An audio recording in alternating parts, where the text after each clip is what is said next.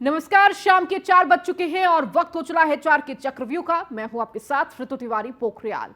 Bulletin की शुरुआत करेंगे। खबर उत्तर प्रदेश की राजधानी लखनऊ से है, जहां पर एमएलसी चुनाव को लेकर बीजेपी की महत्वपूर्ण बैठक चल रही है। बीजेपी मुख्यालय पर जनप्रतिनिधियों की यह बैठक संपन्न हुई है, तो वहीं दूसरी तरफ बीजेपी प्रदेश पदाधिकारियों की बैठक लगातार जारी है। तो 2 सत्रों में ये बैठक फिलहाल की जा रही है, जहां पर पहले जनप्रतिनिधियों से इस बैठक में मंथन किया गया, चर्चा की गई और उसके बाद अब पदाधिकारियों के साथ ये बैठक जारी है। तो एमएलसी चुनावों को लेकर बीजेपी की ये बैठक बेहद महत्वपूर्ण मानी जा रही है। तो बीजेपी मुख्यालय पर जनप्रतिनिधियों की ये बैठक संपन्न हो चुकी है और अब पदाधिकारियों के साथ बैठक ली जा रही है। यूपी बीजेपी प्रदेश पदाधिकारियों की ये बैठक जारी है। प्रदेश अध्यक्ष भूपेंद्र चौधरी की अध्यक्षता में, इसके साथ ही संगठन महामंत्री धर्मपाल सिंह इस पूरी बैठक को लेते हुए नजर आ रहे हैं। आपको बता दें, लगातार आगे आने वाले चुनावों को लेकर ये बैठक बेहद महत्वपूर्ण मानी जा रही है। चूंकि एमएलसी चुनाव नजदीक है, इसे देखते हुए जहां एक तरफ नामांकन और की प्रक्रिया की जा रही है, तो वहीं दूसरी तरफ बीजेपी अपनी रणनीति, अपने मंथन में लगा हुआ है। और आगे चूंकि नगर निगम चुनाव भी है और मिशन 2024 है, और इसी को देखते हुए लगातार बीजेपी बैठकों पर बैठकें कर रही है। और चूंकि जनप्रतिनिधि इसमें विधायक, सांसद पहुंचे हुए थे, तो जनप्रतिनिधियों के साथ ये बैठक संपन्न हो चुकी है और अब पदाधिकारियों के साथ बैठक की जा रही है। तो संगठन महामंत्री धर्मपाल सिंह इस बैठक को ले रहे हैं। प्रदेश अध्यक्ष भूपेंद्र चौधरी इसकी अध्यक्षता कर रहे हैं।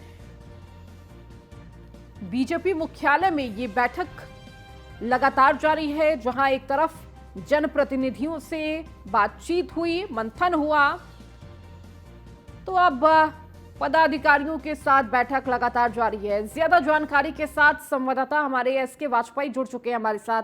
एसके, क्या जानकारी मिल रही है इस पूरी बैठक को लेकर? देखिए, जहां एक तरफ जनप्रतिनिधियों से बैठक संपन्न हो चुकी है, अब पदाधिकारियों से चर्चा की जा रही है। बिल्कुल, निश्चित तौर पर यूपी बीजेपी लगातार उत्तर प्रदेश में होने वाले चुनावों को लेकर एक्शन मूड में चल रही है, जिसमें उत्तर प्रदेश में विधान परिषद के चुनाव होने हैं और 5 एमएलसी की सीटें हैं, जिसमें से 3 समाजवादी पार्टी के कब्जे में थी। और निश्चित तौर पर भारतीय जनता पार्टी इस बार कोशिश कर रही है कि सभी सीटें, खासतौर पर जो शिक्षक और एमएलसी स्नातक क्षेत्र से आती हैं, उनको जीतकर भारतीय जनता पार्टी की झोली में डाला जाए। यही एक वजह है कि बीजेपी ने आज संगठनात्मक बैठकें की, जिसमें पहले जनप्रतिनिधियों के साथ, जिसमें बीजेपी के विधायक, बीजेपी के सांसद और वो मंत्री जो कि उन क्षेत्रों से आते हैं जहां पर इन सीटों में चुनाव होने हैं, उन सभी को बुलाया गया था, जिनके साथ बैठक हुई। साथ ही साथ पार्टी पदाधिकारियों और बीजेपी के जो विधायक हैं, सांसद हैं, उनको निर्देशित किया गया कि वो अपने अपने क्षेत्र में प्रचार करें, जो वोटर्स हैं उनको वोट डालने के लिए प्रेरित करें। साथ ही साथ भारतीय जनता पार्टी के पक्ष में माहौल बनाने के लिए मैदान में निकले। साथ ही साथ जो आपसी मनमुटाव है उसको खत्म करें और एकजुट होकर इस चुनाव में पूरी तरीके से अपनी ताकत झोंकें, क्योंकि बीजेपी लगातार कोशिश कर रही है कि बेहतर ढंग से चीजों को आगे बढ़ाया जाए और ज्यादा से ज्यादा सीटें जीतकर भारतीय जनता पार्टी के खाते में डाली जाए। यही एक वजह है कि संजय की संगठनात्मक बैठकें भारतीय जनता पार्टी में लगातार होती रहती हैं। आज भी उसी क्रम में बीजेपी की महत्वपूर्ण बैठक थी, जिसमें पहले जनप्रतिनिधियों और उसके बाद बीजेपी के प्रदेश स्तर के पदाधिकारियों के साथ ये बैठक बीजेपी प्रदेश अध्यक्ष तथा संगठन महामंत्री धर्मपाल सिंह की तरफ से की गई थी। जी बिल्कुल एसके, और देखिए, अब जो बैठक है वो पदाधिकारियों के साथ की जा रही है। क्योंकि देखिए, कितने सत्रों में इसे बांटा गया है इसके के, और ये बैठक अब तक कितनी देर और चलने वाली है? बिल्कुल, बैठक संपन्न हो चुकी है और 2 सत्रों में ये बैठक चली, जहां पहले बीजेपी के जो जनप्रतिनिधि हैं, जिसमें विधायक और सांसद शामिल थे, क्योंकि कुछ ऐसे विधायक भी हैं जो कि इन क्षेत्रों से आते हैं जहां पर ये चुनाव हो रहे हैं, वो उत्तर प्रदेश सरकार में मंत्री हैं, वो भी शामिल थे, जिसमें उत्तर प्रदेश सरकार की मंत्री जेपीएस राठौर भी शामिल थे, उत्तर प्रदेश सरकार के मंत्री योगेंद्र उपाध्याय भी शामिल थे, और साथ ही साथ जो बीजेपी के प्रदेश स्तर के पदाधिकारी हैं, दूसरा सत्र उनके साथ बैठक का चला, जिसके बाद ये निर्देश यूपी बीजेपी अध्यक्ष की तरफ से जारी किए गए। ठीक है, बहुत शुक्रिया इसके इस जानकारी को देने के लिए। तो देखिए, 2 सत्रों में इस बैठक को आयोजित किया गया था। ये बैठक अब संपन्न हो चुकी है। एमएलसी चुनाव को लेकर बीजेपी की ये बैठक थी, जहां पहले जनप्रतिनिधियों से ये बैठक जहां मंथन करते हुए अधिकारी नजर आए। इसके बाद पदाधिकारियों के साथ ये बैठक है जो अब खत्म हो चुकी है।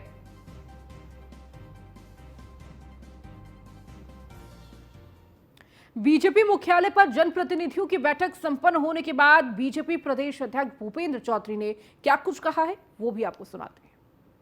हम लोगों ने जो विधान परिषद की 5 सीटें हैं, 3 सीटें स्नातक की हैं, अयोध्या, फैजाबाद और गोरखपुर की स्नातक निर्वाचन क्षेत्र की, कानपुर, उन्नाव स्नातक निर्वाचन क्षेत्र और मुरादाबाद, बरेली स्नातक निर्वाचन क्षेत्र की 3 स्नातक निर्वाचन क्षेत्र की सीटों के लिए विधान परिषद का चुनाव 30 तारीख को होना है। ऐसी 2 शिक्षक निर्वाचन क्षेत्र की सीटों का चुनाव होना है, कानपुर, उन्नाव और प्रयागराज, झांसी।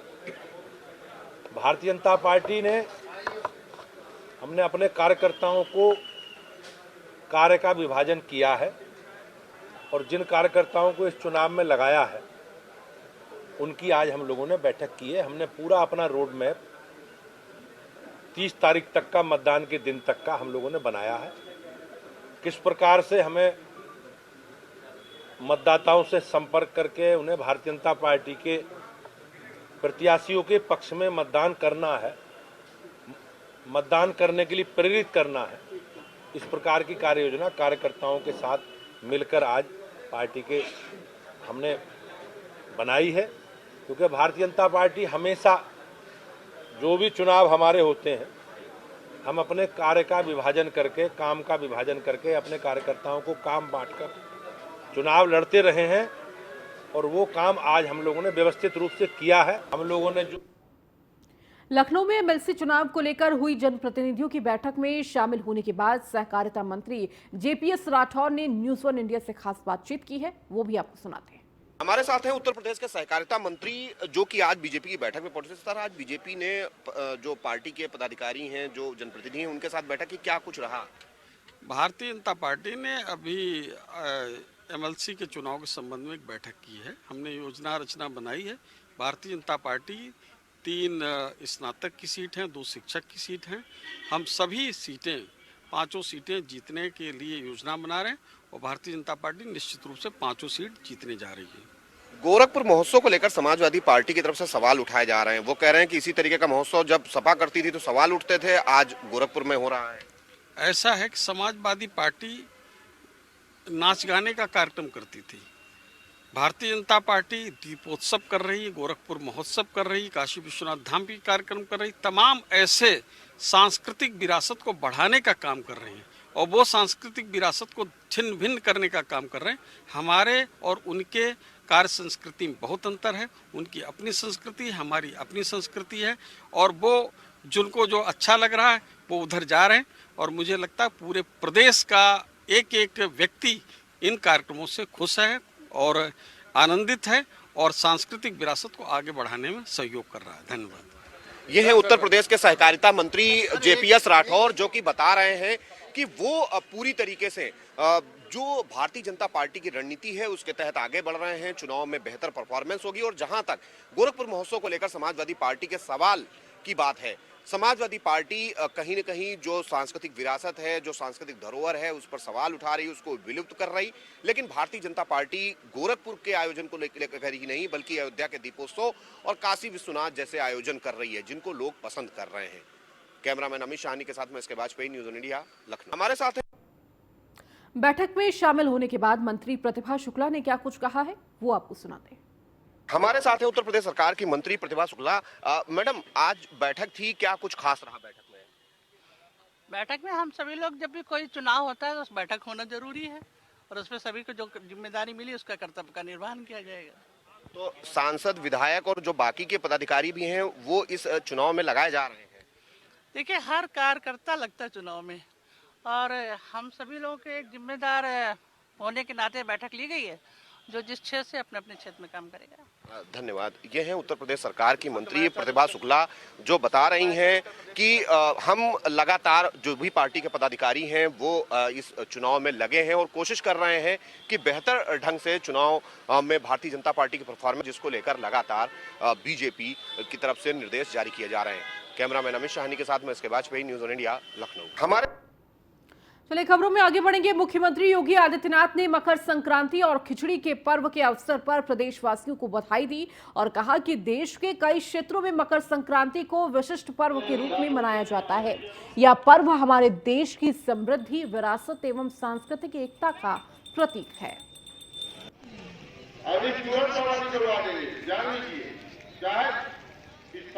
सीएम योगी आदित्यनाथ ने मकर संक्रांति के पर्व को लेकर प्रदेशवासियों को बधाई दी है।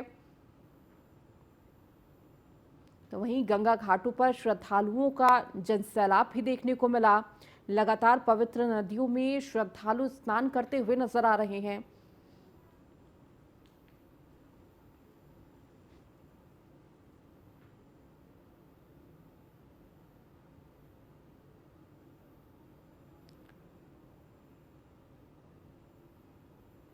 तो चूंकि मकर संक्रांति का पर्व है और इस मौके पर लगातार चाहे वाराणसी हो, प्रयागराज हो, हरिद्वार हो,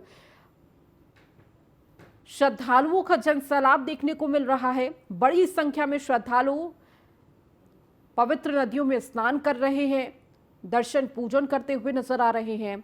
तो आस्था की डुबकी लगाते हुए सुबह से ही श्रद्धालुओं का जनसैलाब देखने को मिल रहा है। मकर संक्रांति का मौका है और इस मौके पर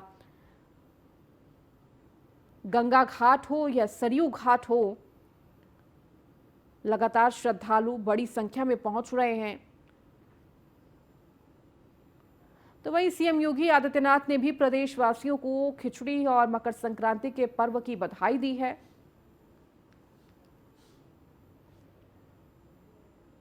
अब खबर झांसी से है, जहां जेल में बंद 14 कैदी मिले हैं एचआईवी पॉजिटिव। एचआईवी पॉजिटिव कैदियों की जांच के बाद इलाज शुरू।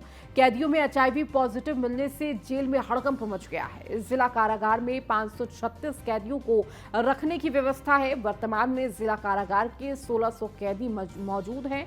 वरिष्ठ कारागार अध्यक्ष ने बताया कि सभी कैदी हैं स्वस्थ। एचआईवी पॉजिटिव कैदियों का चल रहा है अस्पताल में इलाज। तो झांसी से ये मामला सामने आया, जहां पर एचआईवी पॉजिटिव कैदी पाए गए हैं। तो आपको बता दें, इस कारागार में 1600 कैदी हैं। वरिष्ठ कारागार अधीक्षक ने बताया कि सभी कैदी स्वस्थ हैं। जो कैदी एचआईवी पॉजिटिव हैं उनका अस्पताल में इलाज चल रहा है। हालांकि इस खबर के बाद से ही पूरे कारागार में हड़कंप मच गया। तो कैदियों की जांच में एचआईवी पॉजिटिव पाए गए कुछ कैदी। तो पॉजिटिव होने से जेल में हड़कंप मच गया, जिसके बाद जो कैदी एचआईवी पॉजिटिव पाए गए हैं उनका अस्पताल में इलाज चल रहा है। तो वर्तमान में जिला कारागार में 1600 कैदी मौजूद हैं। वरिष्ठ कारागार अधीक्षक ने बताया कि सभी कैदी स्वस्थ हैं और जो कैदी एचआईवी पॉजिटिव हैं उनका इलाज चल रहा है।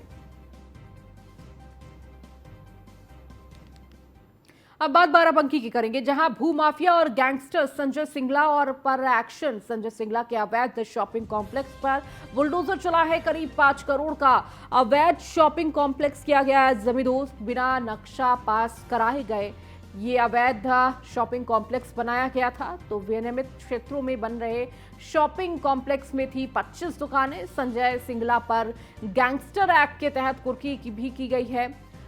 तो अभी भी भूमाफिया संजय सिंगला जेल में बंद है। संजय सिंगला की बाकी अवैध संपत्तियों पर भी कार्रवाई लगातार जारी है। नगर कोतवाली इलाके के बुहेरा में ये ध्वस्तीकरण की कार्रवाई की गई है। और अधिक जानकारी के साथ बाराबंकी से संवाददाता भोलानाथ हमारे साथ जुड़ चुके हैं। भोलानाथ, क्या जानकारी मिल रही है? देखिए, प्रशासन का चाबुक लगातार चल रहा है भूमाफियाओं पर। जी बिल्कुल, बता दें उत्तर प्रदेश में योगी सरकार का लगातार बुलडोजर चल रहा है। इसी क्रम में आज बाराबंकी के भुहेरा गांव में एक भूमाफिया है संजय सिंघल, जिनके सिंघल कॉम्प्लेक्स पर बुलडोजर चलता नजर आया, जहां पे पूरी तरीके से प्रशासन मौजूद रहा, भारी मात्रा में पुलिस बल भी तैनात रहा।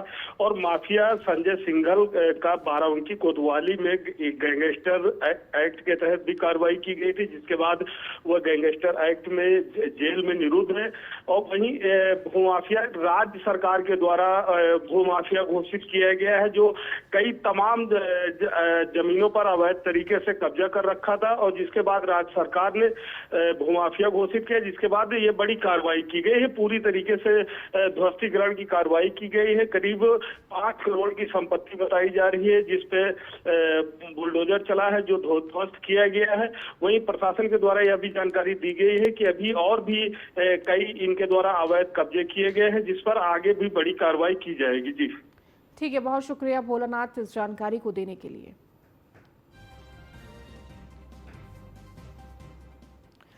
वहीं रिवर फ्रंट पुल से युवक ने लगाई छलांग। गोमती में नाव के सहारे गोताखोरों ने बचाई युवक की जान। गोताखोरों ने युवक को सकुशल बाहर निकालकर पुलिस को सूचना दी। युवक अपना मोबाइल फोन पुल पर रखकर लगाई छलांग। तो गोमती नदी में छलांग लगाने वाला युवक काफी नशे में धुत था। मौके पर पहुंची पुलिस युवक को नदी से बाहर निकालकर अपनी कार्रवाई में जुटी हुई है। गोमती नगर थाना क्षेत्र स्थित रिवर फ्रंट के पास का ये पूरा मामला है। तो किस तरह से युवक ने अपना मोबाइल फोन रखकर गोमती नदी में छलांग लगा ली। हालांकि गोताखोर वहां पर मौजूद थे और तुरंत ही उस युवक का रेस्क्यू किया गया और तुरंत नदी से बाहर गोताखोरों ने उसे निकाला, जिसके बाद पुलिस को सूचना दी गई। मौके पर पुलिस पहुंची और पूरे मामले की कार्रवाई में जुटी हुई है। तो रिवर फ्रंट पुल से युवक ने छलांग लगा दी। बताया जा रहा है युवक नशे में था।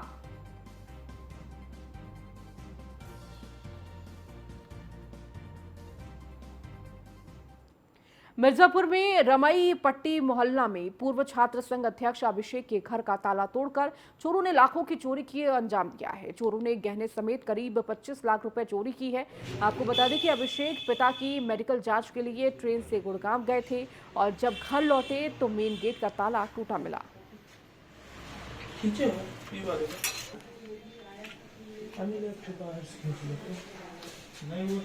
तो पूर्व छात्र संघ अध्यक्ष के घर पर 25 लाख की चोरी। जहाँ चोरों ने 25 लाख हम तो रास्ते में 15 मिनट में तक की चोरी की। ऐसे था ये ना। हम लोग 9 तारीख को अपने पिताजी का हमने बाईपास सर्जरी कराया था गुड़गांव मेदांता में 3 महीना पहले।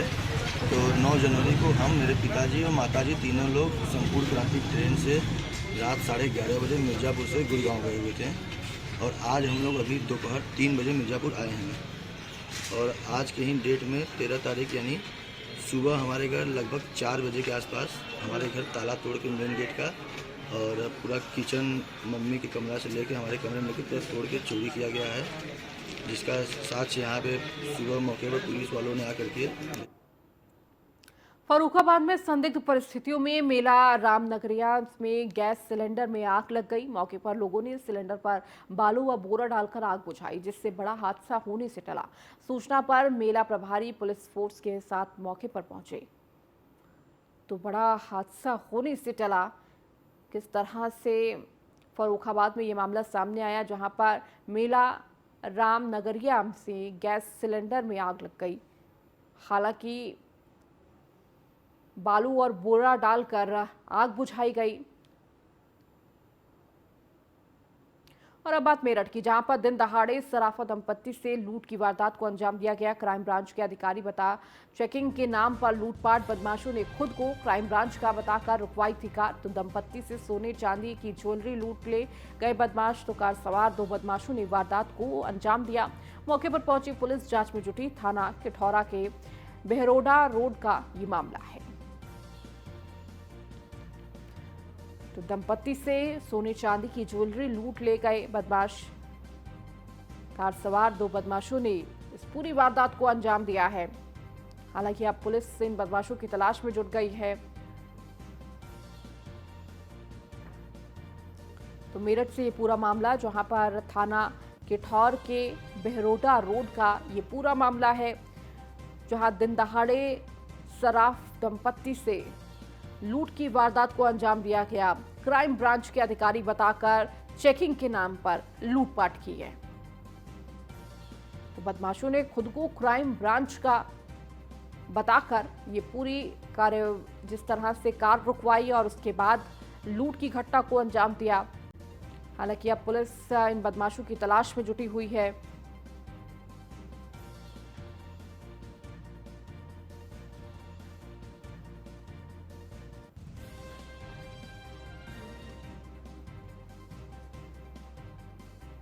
और ज्यादा जानकारी के साथ मेरठ संवाददाता अतुल शर्मा हमारे साथ जुड़ चुके हैं। अतुल, लगातार देखिए चोरी की घटनाएं सामने आ रही हैं और चोर किस तरह से अलग अलग तरीके अपना रहे हैं। खुद को क्राइम ब्रांच का अधिकारी बताकर चेकिंग के दौरान ये लूटपाट की गई।